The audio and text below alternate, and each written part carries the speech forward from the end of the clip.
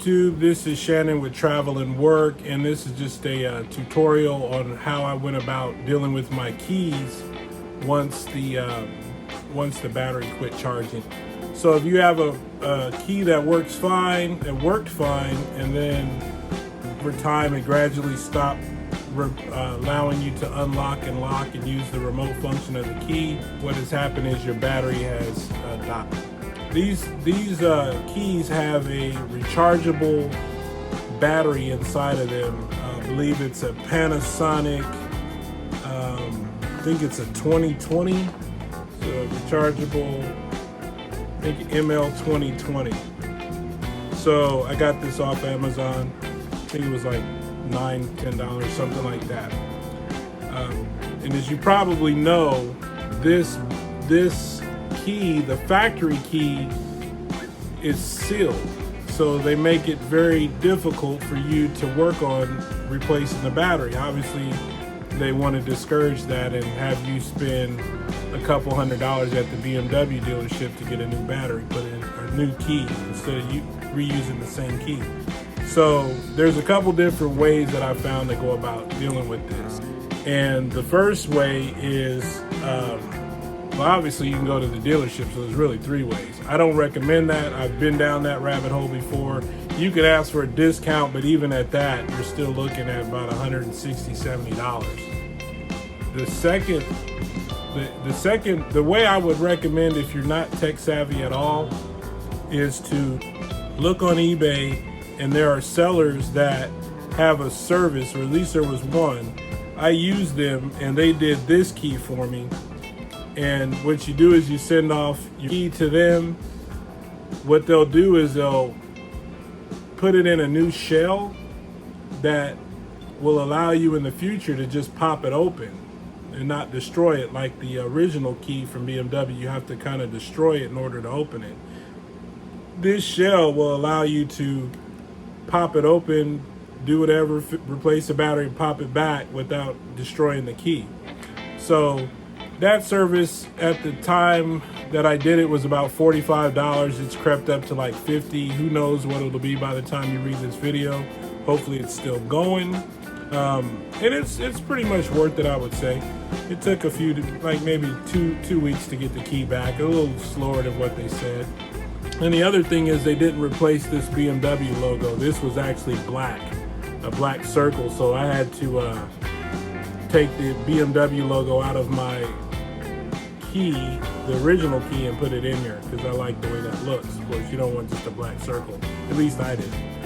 So that's one option. Here's another option. You can go on eBay and buy just the shell by itself. So that's this right here. It's open right now, but this will snap together and it'll look pretty much like an OEM key. The way that this idea works is you actually take a picture of your key, a high resolution picture of the key here, and the person on eBay uses that photo to cut the blank, and then they send you this, right? Now this doesn't have any electronics in it, of course.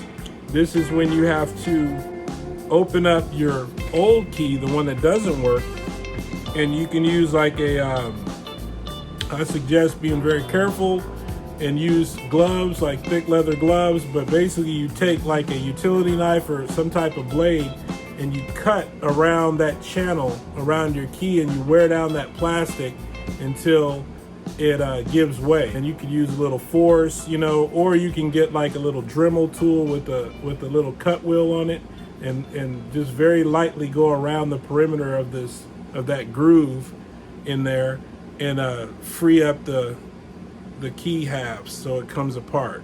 And then once it comes apart, inside you will find a little electronic motherboard like this with the battery attached to it. So what you do is unsolder the battery, which is soldered in at 2 points up here. You can see where it connects if you just look at it.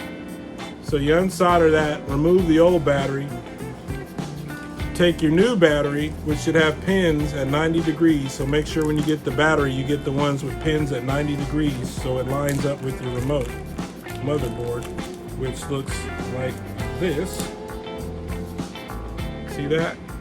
See how it has the pins on it? They're kind of smashed down, but it has pins on it right there. Those pins will line up in here and it'll replace this battery right here. So once you do that, you put it all back together, and then there's some programming steps that are included with the transponder that tell you how to program the key back to the car. I did it with the one that I had done initially, and it was no problem. It just takes a couple steps, and I guess that programs the key back. You would think that this alone would be enough to, you wouldn't need to program it, but for whatever reason, I had to reprogram the key. So that's the other way of doing it. So I'm going to show you me soldering in the new battery, clicking it all back together, and then we're going to program it to the car. In case you're wondering how the car charges the key up, around the ignition ring, when you stick the key in, there's a coil. Think of an electric toothbrush where it has the wireless charging, or like your phone where you just set it on that mat and it can wirelessly charge.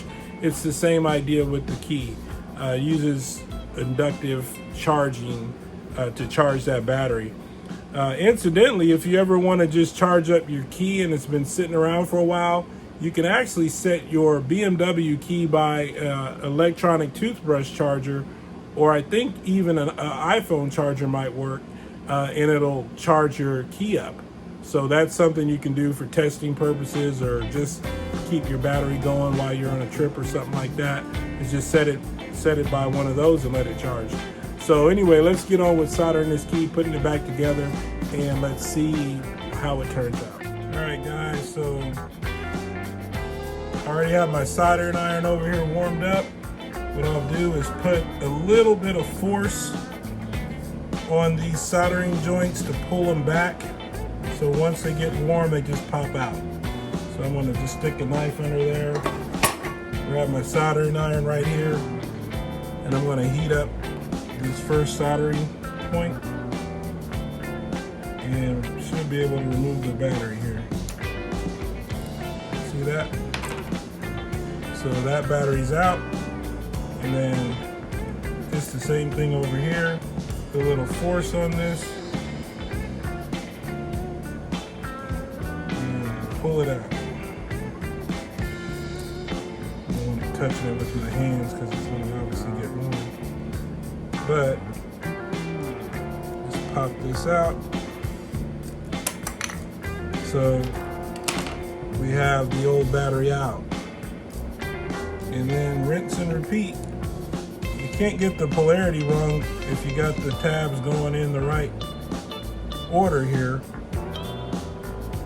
So then we just line up the holes with the solder, and we melt it back in there.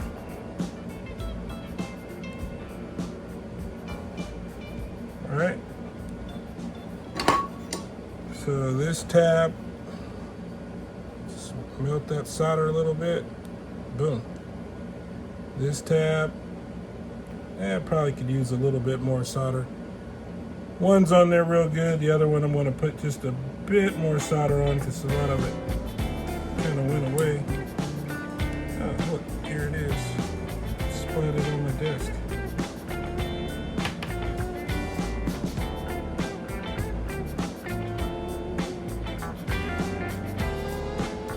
Alright, looks like it's making a good connection to me. Maybe put a little bit more on the other side here. Oh yeah, that looks good now. Alright. So the battery is now back on the motherboard. Now this is the part where you put this all back together. It's pretty easy to orientate because the buttons want to face up, obviously, because going to push on this part. Now we put it together. Click it down. Snap it together. So now, as you can see, that key is snapped together, and if I ever needed to open it in the future, you just take a knife or something similar, you stick it in there, and you can pop it open. It's kind of sharp. Let's do it up here. Be very careful when doing this. Let's see if I go like this. I think you guys get the point here. This is not the right kind of knife for this. Little bench made. All right, so you put a blade in there, and then give it a turn. You can open it back up. All right, so if you ever need to do this again, which probably be quite a while, but eventually it's going to happen. By the way, man, the range is so much nicer when the battery's new. On my key that I already had done, it's night and day. It's so much better. So anyway, let's go test this thing out, see if it works. It's not programmed right now, but it will start the car.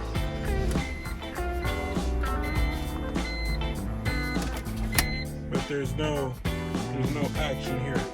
So let's program it. Okay, so let's close all doors. So the first thing is to open the car up with the key, unlock it with the key, get in, close all doors.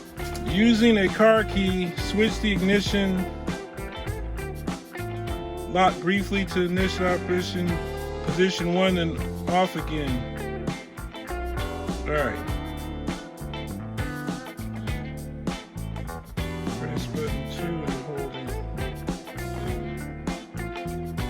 Well, here goes the instructions. I'll let you guys read it. Have it here too. It's a little bit confusing, but we can work through this together, right? All right.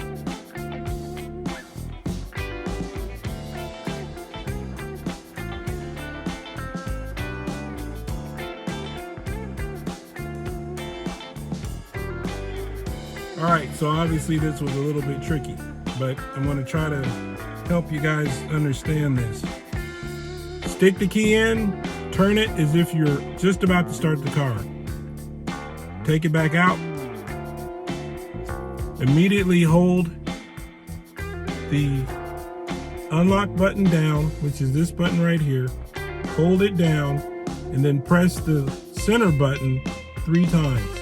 Then release this button. And then you should hear your locks lock and let you know that, hey, I received the signal. If not, repeat that process.